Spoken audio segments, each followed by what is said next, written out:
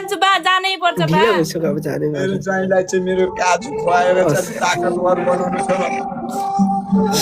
अलि बुढी 3 दिनमा फर्केर आउँछ हाम्रो छोरी चाहिँ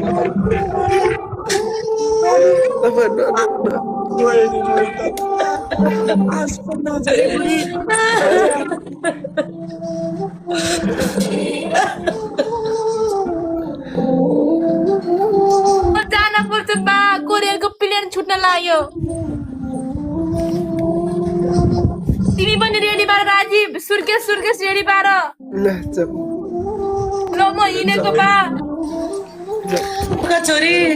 तिमीलाई त्यहाँसम्म पुर्याउन सहयोग गर्छु म चिन्ता नगर्नु तपाईँ धेरै चिन्ता नगर्नु तिम्रो सुर्केस लिएर आऊ बा सुजन बा किन छोरीलाई पुर्याउन जाऊ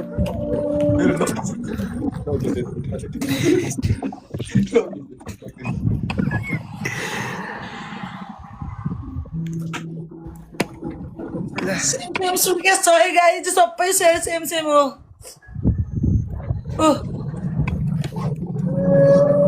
जाम ढिला भइसक्यो जिरो प्लेन छुट्न लाग्यो बा नरुनु बा है बाले बा सामान कहाँ जानु भयो बा नरुनु बा कहाँ जानु भयो बाउ कता गयो बाउ कता गयो बाउ कता गयो गलत कदम नचाल्नु भयो केही हुँदैन सानो कुरा हो ल चलो जाऊ बा जानै पर्छ बा सुन्न सुजन हामी त गाउँको सोझो मान्छे त्यसरी बोक्न आउँदैन यसरी बोक्न हो यसरी पुऱ्याउन हिँड्न हो मेरो ज्वाइँ लानन दुःख त्याची ताला सेमतरे